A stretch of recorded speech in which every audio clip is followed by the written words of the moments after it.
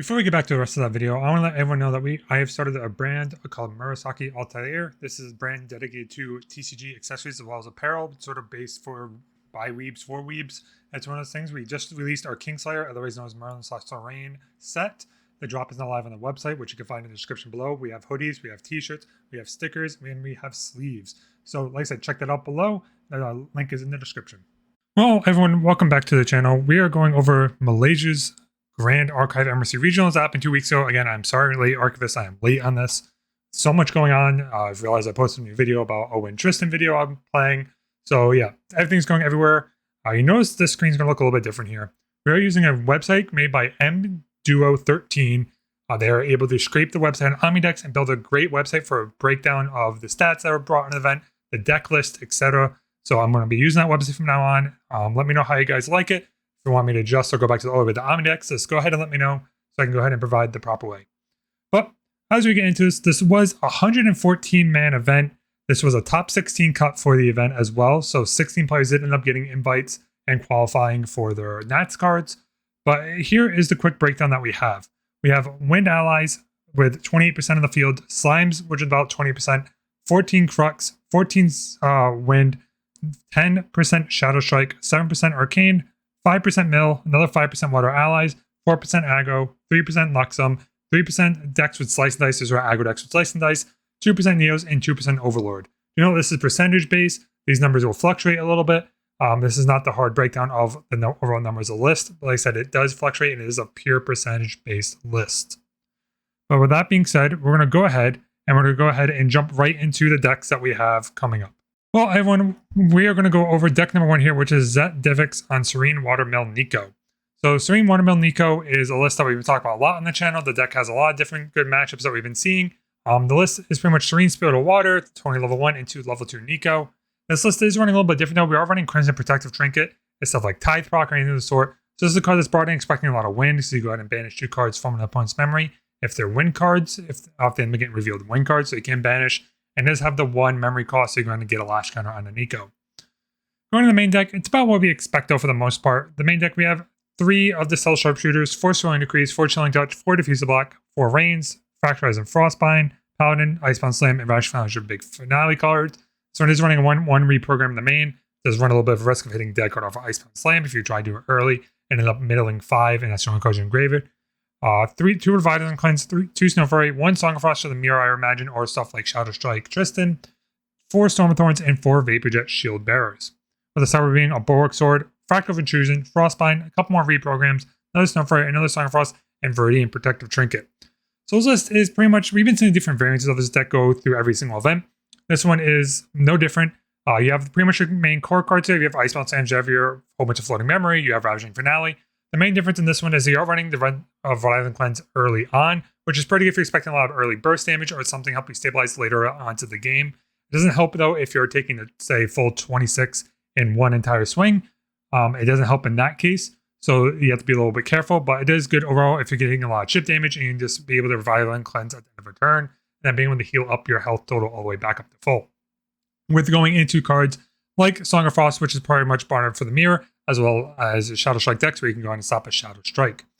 Then into the sideboard, you do have, like I said, Fractal Intrusion, mostly bottom for the win matchups. You start banishing cards out of their entire grave. It's out of their memory, not their graveyard, and then start putting them down on resources. You have the 1 Frostbind here as well. You have another Song of Frost for the matchup, as well as Viridian Protective Trinket. But congratulations, Zet, for go ahead and getting number 1 in the event. Going on to deck number 2, we have Jiden's Wind Second Wind Allies Lorraine. Weird. Sorry, title threw me off here for a second. So this is Spirit of Wind Lorraine, level 1, level 2, with the prototype pistol to get the whole gun interaction with the Wind Piercers, so you can swing them with 4 with Lorraine if you want to. But the main deck is running pretty much the cards we expect. You're running 4 Ace and Protector, 4 Andronico, 2 Armored Valkyrie, 4 Charged Mannequin, 4 Dream Fairy, 2 Eternal Magistrate. So this is pretty much that Wind Robots hybrid list that we talked about before. It's a mix between Wind Allies and Wind Robots, otherwise known as Miracle Bots, where the whole point of the deck is that you want to get some units on board, sort of flood it out, but not as much as Wind Allies likes to, and then try and pump up big units. You do that with playing something like Rose or Charged Mannequin. You also have Adronica, which will come in and buff your automatons. That's why we also have Shimikoke Assassin in here. And then try and make big units to swing. We have cards like Second Strike, Manufacturer's Hell are going to buff them up as well. And then we also have, I'm pretty sure I saw in here, maybe I didn't see in here, there is no rally in advance. So we're only relying on second wind to get the restand effect and then swing back in with the unit, by something like Rose giving them a power cell buff, second winding them before retaliate to get extra damage, on top of them, swing again for another 6, 12, 18 damage for the turn. Pretty much it plays like a combo deck. Going into the sideboard here, we have Cleanser Reunion, mostly brought in, I imagine, for the Nicos. Cry for help to redirect some attacks if you have to deal with something like Shadow Strike, 2 Hurricane Sweeps, 3 reprograms, 3 Verdus Degrees, and 1 Protective Trinket as well. This is a list that we talked about extensively on the channel. We're going to go over that probably a couple more times. There's a big variance list of this deck throughout this event. So you might see some decks end up being a little bit cheap, a little bit shortly talked about. Some decks talk about overall more.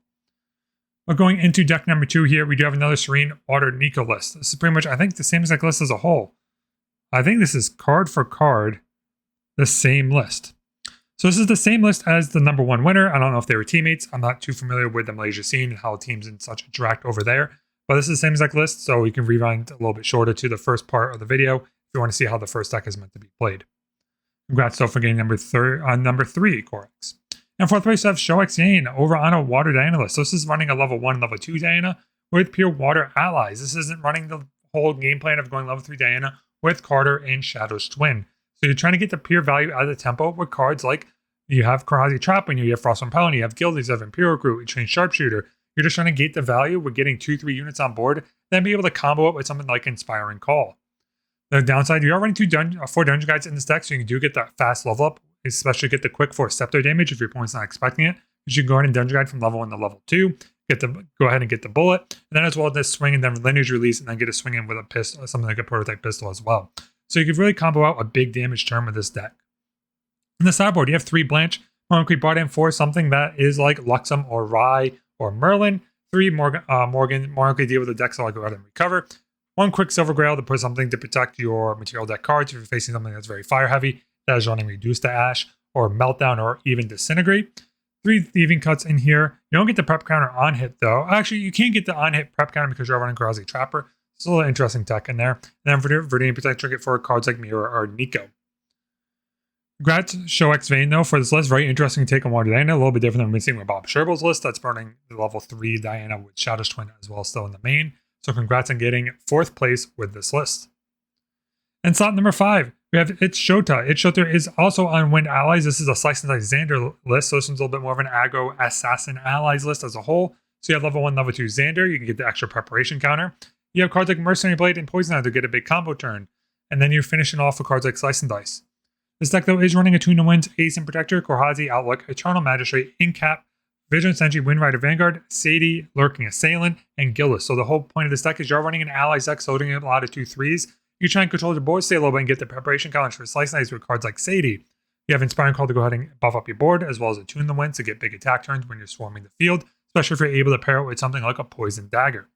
Then going into some other combos that you can go ahead and use your Slice and Dice. You're going to Slice and Dice with a Poison Dagger turn. You do it for 3. If you use a weapon, you go for 4. And then you can also get the redirect damage a little bit extra more when you're using Slice and Dice's second ability. You pretty much get 2 attacks in onto a single unit like an opponent's champion. This is a very interesting take, though, on a Wind Allies list. And if you look in the sideboard, you are running Gwains. You have Life Essence Amulet, another pretty much a GCR on a stick because you're running all allies. You're going to get that draw mechanic. 1 Safeguard Amulet, 2 Scavenging Raccoons, 3 Verdus Degrees, and 1 Verdanian Protective Trinket.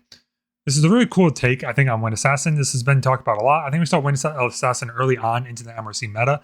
So really interested to see it being brought out again, because you're still running cards like Siphon Trap and Eternal Magistrate, which are pretty good cards to have. Especially if you have the Siphon Trap that is also class bonus if you have enough preparation counters to then fully utilize it. And you have Zephyrs to sort of try and help solve the game. So congrats on Shota for getting, I think this is place number 4 or 5 at this point. I'm going to lose track. I'm going to stop playing places. But congrats on your placement and getting your invite. On to number 6, we had Fire Luxem Zander. So the Fire Luxem Zander's list has been around since ALC. Added a little bit new couple of text cards. So pretty much the material deck stays the same. We did add a card like Backup Charger, which is a good way to draw another card into the deck. But what we added here, we have Exploit Vulnerability. They're going to get a preparation counter 1 to deal a bit of get an extra utility card off of that. You have the Fast Stone here and Incap to play a little bit more control. You have reprograms for a good fast float, as well as good for going and controlling boards. You're facing a lot of automatons or swarm lists. 4 Resistance, 4 Scry Skies, 2 Thieving Cuts. You have Turbocharging here to draw a couple extra cards, and Vanishing Flight. This one is not running. This one is not running, which is really interesting. Throwing Knife. I'm not sure the reasoning behind it.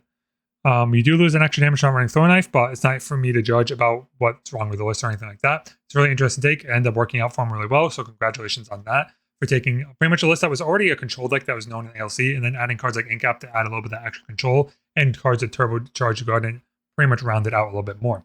In the sideboard, you are running Flame Sweep to try and clear the board a little bit. You do have a couple of Gwains to deal with the mirror matchup, or cards that are maybe like Nico, if you need to go ahead and hit some of the cards out of the memory that you're a little bit worried that they could have, or even versus Tristan. You have a couple more Incaps, Spirit of Serene Wind to go ahead and go into the Wind matchup with Stifling Trap if you're worried about a deck really getting utilized with the Dungeon Guides, and another Vanishing Sight to deal with the ally matchups. But let's go ahead and into the next list here. We have Klutz on Fire, Crux, Lorraine, Merlin Hybrid. So this is a list that we've been talking about a lot. Merlin's been coming up a lot more lately, especially the fact you are dealing cards with that have, what am I thinking of? With Tristan, it's become really, really well. But it's a little bit more of an aggro, it's a little bit different. We do run 4 Clumsy Apprentice in the main here. You have 4 Fast Cures, and this one is running a very wide spread of cards. So you are running Incinerate Fractal to go ahead to deal a little bit extra, pretty much Focus Flames, deal with a very ally heavy meta. You have 4 Hasty Messengers in here, 2 Running Flames that combo off for the big Running Flames turn. You have Scatter Essence and Potion, Infusion Seal for the free floating memory. Goes up 100 again, 4 Steelmates, and 2 Incarnate Magistrate, and 3 Quacksite. This one is not running Flame Sweep, interesting enough, or not even in the sideboard. This one is not worried about the ally matchup, or if it is, it's mostly relying on spell heavy decks, because the fact, actually, we're not even hybrid. I am sorry. So we are level 2, level 3 Merlin in that hybrid, which is why we're not running Flame Sweeps, which makes a lot more sense of why we're running the Focus Flame more in the main deck. With the sideboard, you have Blanches, Disintegrates, another couple more Incinerate Factors if you're doing a lot more ally heavy decks, Reduce the Ash, Spark the Light, and Viridian Protective Trinket. So imagine Incinerate Factors come in versus the Wind Allies matchups more. You go ahead and bring in Sparklight as well for the Allies matchup, or dealing with Wind matchups, because you can go ahead and Sparklight your Dungeon Guide into the on-enter trigger, so you can still get the level up off of your Dungeon Guide. Even though you lose a unit, you do get the level up still. Blanche is brought in for the Merlin matchups, as well as Rye. Disintegrate is mostly also brought in for the mirror matchup, or something with Scepters, so you can only get rid of the Scepter with Disintegrates. And Reduce Ashes probably brought in for decks that have Poison Dagger or combo decks of the sort. But congratulations, Klutz, on getting your top 16 invite. Going into Pro-Am also bought Spirit of Water Merlin. Wow, Nico. We're doing great here, guys. It's been a lot of videos being recorded lately. So this one is running a Bulwark Sword in the main. It's a little bit different than the other 2 lists we looked at before. So this one is running a main deck. We are running a main deck Bulwark Sword. We have 4 Self-Sharpshooters in here. This is a little bit closer, I think, to the Taipei list that we've seen before. I'm pretty sure Brian brought this to Taipei. I'm not sure if there's any tweaks before then. Someone can quote me on this or double check it later on if there is a difference between them. But I'm pretty sure this is the Taipei list that was brought. This one is also running a 1-1 program on the side, maybe something with our allies. Also, 2 running 2 Revitals and Cleanse. I think the main deck is pretty much the same, but the tier deck is a little bit different. On the sideboard, they are running the Cleanse and Protective Trinket in the side. So this is pretty much the same list as swapping around the main material deck cards based on what I want to do. But congratulations to Pro and for getting top 16. If anyone wants to break down this video again, you can go back to the beginning of the video, or even break down the deck list number 1. You have PNG Serve on Watermill Nico Tenoris, another one. Pretty much the same list across the board as well. This one's going to be a little bit different though, because we're not running the reprograms in the main. They are all on the side. And we did add in Tidal Sweeps. So Tidal Sweeps and Wave Rider Protector are a couple new cards that are brought in. Freezing Steel is a little bit of a flex-up, as Lunette is also brought in as well, expecting a lot of allies. So it's a little bit of a different build, more with the same game plan. Tidal Sweep is really brought in so you can utilize cards like Magebane Lash, or you can utilize for a big board clear with allies, or you can also get your hit in with Tidal Sweep for 1 to get that damage with Nico to go ahead and hit that mill trigger with a champion on hit ability, with a cleave that lets you get around cards like Vanish from Sight or Innovate Agility, which gives unit stealth. And then we have Wave Rider Protector, a good card that comes in with a big body that goes and gets stealth, and it also has floating memory. So if you mill it, you're not too painful about it later on when you're level 1 and level 2 Guardian. So you get that class floating bonus memory online as soon as you go ahead and level. On the sideboard, you do have pretty much the same. You are running reprograms, Terraframe, Tithe Proc, and Viridian Protective Trinket. So this one, you go ahead and probably swap out something like your Crimson Protective Trinket. You have the Tithe Arc probably burning for the Merlin matchup, or cards like Rye. Congrats, PNG. I know you end up being top and going into the top cut, but congratulations on getting your top cut invite. In the Duo, this is another Wind Ally Lorraine list. This one's going to the level 1, and this is overall the Miracle Bots list. You're running Miracle Bots because you have cards like Cell Vanguard, you have Armored Valkyrie, you have Andronica, you have Rose, and Charge Mannequin. You're not running Gildas. So this one is very heavily leaning on the robot game plan of getting power cells and swinging multiple times with cards like Second Wind or Rallied in Advance, where these will go ahead and let you restand your units and then get in big swings when you buff up with cards like Andronica or a Powered Cell. You have Favorite Winds going to keep your board alive, as well as a free level up into level 1. You have 3 Manufacturing Cells, 4 Lurking Sands, and Train Hawks to deal with the stealth units, especially in the mirror if you're dealing with cards like Shimacook Assassin, or Train Hawk is to go ahead and clear out that Shimacook Assassin, as long as it's not eating like a stifling trap. In the sideboard, you have the Dream Fairy, you have Hurricane Sweep, and Lorraine level 2 if you're dealing in the mirror and a lot of allies. Pretty much lets you go ahead and clear the board and get a bunch of extra draws in. Reprograms also for the mirror, 1 Seven Trap, 1 Veiling Breeze, 4 Degrees for the mirror and other wind ally matchups, and 1 Zephyr as well. Congratulations to your duo. We have 11 on our Wind Strike, Shadow Strike, Tristan. So Tristan is the deck we talked about heavily on TCG and the list they have brought. So this one is running the Sable Remnant game plan. Pretty much everything that we expect as a whole. This one is also running a couple of Incendiary Fumes, maybe expecting a lot of mirror matchups with 2 Incaps and 3 Innovative Agilities in the deck as well. So this list hasn't changed too much what we talked about before. We've talked about this deck multiple times. This looks pretty much similar to what TCG had brought at Taipei, and they have been bringing to multiple events. So if you want, you're going to go back to one of our other videos as we break down this list. But pretty much the main game plan is to control the board and the tempo of the game, where you can go ahead and Mastermind Scheme to get up to enough counters or preparation counters, so then you can Shadow Strike for a big number and just close the game out with Shadow Strike. Shadow Strike gets is unblockable, cannot be taunted, cannot be intercepted. So allows you going to get big hits in with Shadow Strike and the preparation counters that you have, as well as your Ominous Shadows go to get a couple of instances of chip damage as well. So you don't have to get as many prep counters to go ahead and finish off the game. But going into our next deck, we have J-Round. J-Round is our normal Silvie player. So the normal Silvie is a list that's been coming up a lot more and more. It's a deck that some pretty good pilots are bringing and getting good results in. You're running pretty much the same board. This one is not running ears, so it is a little bit susceptible to the Dusklight tech that has been brought into sideboards to do D-level Silvie. So they're no longer level 3, so they can't swing in with their advanced element slimes. So in the main deck, you have Baby Blue Slimes, Baby Gray Slimes, Beastal Frenzy for the board clear, and Engineer Slimes. Escape the Wreckage, you're going to bounce your cards like Dungeon Guide if you need to, just in case it's going to eat a Stifling Trap. You have Guy Slimebird, Gather Slimes, Slime Eruptions, 1 Slime King, 3 Slime Shields, 4 Storm Slimes, 2 Swallow Slimes to give Spell Shroud to all you and your units, and 3 Vampiric Slimes to go ahead and cleave your way to victory. Pretty much the main game plan here is the same as it always is. Get a lot of slimes into your banishment, combo off with Storm Slime, as well as getting your Ethereal Slime buffed up and get in with a lot of big stealth swings to keep on putting in a bunch of instances of chip damage to then go ahead and close the game out. In the sideboard, you have 1 Beastal Frenzy, 1 Crimson Protective Trinket for the Wind matchup, 3 Reprogram, 2 Resolute Stands, 3 Slime's Blessing, and 1 Tithe Proclamation Monk. We bought them for the Merlins. Our decks like to draw a lot of cards.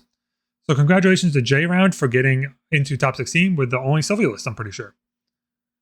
We do have now the hybrid Lorraine list. Rewind a little bit, talk about what we talked about in this list. The main difference is here, instead of running cards like Focus and Flames, we're running Flame Sweeps to get the board clear instead if you're facing a ally heavy matchup. We can go into level 2 Lorraine and clear the board with Flame Sweep and then running Lorraine level 3 to get weapons back if we need to. You do run Resolute Stands in here, expecting the ally matchup and be able to prevent some damage, try and keep alive. You have Library Witch to get some intercepts and rejects as well, and Stalwart Shieldmate. You have the 1 Shield and Sealed in here as well to get some big swings in if you're able to.